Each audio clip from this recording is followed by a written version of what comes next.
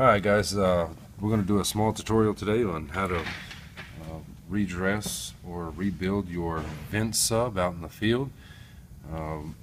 You have sand in there, something caught in between something and causing it not to completely close. So what you want to do is completely tear it apart. First thing, clean it up very well, thoroughly.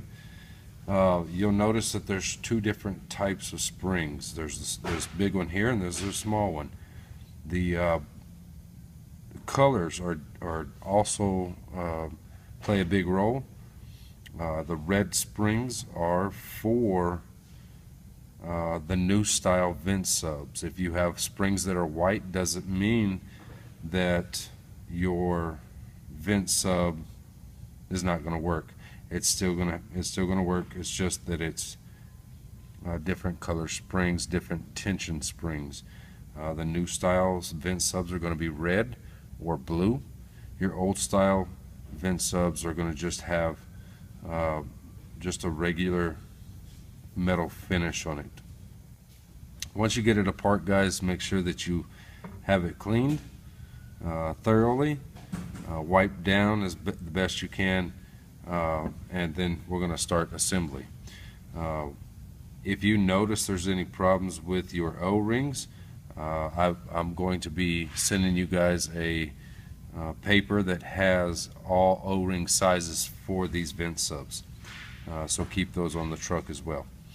First thing we want to do is we want to go ahead and take our big spring. We're going to insert our valve into the big spring. Make sure that you're putting some type of lubricant on the O-rings before you put it in, just like that. Sometimes it's a little tricky to get your stem through that hole. Just keep working with it, it'll finally go. Notice that on the vent sub, the large spring goes to the larger side of the body.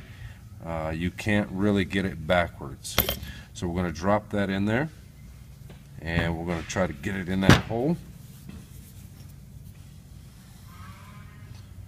On the back side, you'll notice that it's, if you need to take a pair of pliers, just try not to damage the O-ring. Work that sucker in there just a little bit, just like that. You'll feel it kind of pop in there with that O-ring. The next thing that you want to do is you want to go ahead and put the top piece on. And the top piece is going to have that valve. Make sure again you're putting some type of lubricant on your O-rings, just like that. We'll go ahead and install your top piece where your actual valve is going to, your hose is going to connect. You can just hand tighten that sucker for now. Okay, on this back side you'll notice it's a little bit shorter.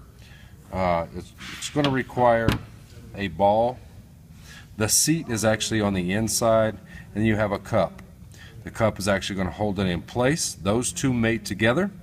The spring is going to, the smaller spring, by the way, is going to attach to the bottom as well. When you assemble this one here, the ball goes in first, then your cup. Make sure that it falls on top of the cup, not the other way around. You want to make sure that your small spring drops inside on top of it. Once that's complete, you'll go ahead and get a little bit more grease for your O-rings on this side. Make sure that the O-rings are nice and lubed up. Alrighty, we'll go ahead and put the bottom piece onto the vent sub. And when you are finished assembling this, make sure that you guys tighten these up pretty snug, because you can have pressure from the well, you know, leaking past your O-rings, just like any other O-ring. Obviously this piece right here plays an important part. Make sure that on the new style vent subs that will fit on the bottom and or it will fit on the top of your vent sub. So make sure that you guys put, if you have this off, that you put it on the correct way. This is a 1/2 inch MPT, so Make sure that you guys are putting this on the right side. It does screw on there, and it will screw on here. It does go on to the bottom part, not the top part. The bottom part, not the top. Okay?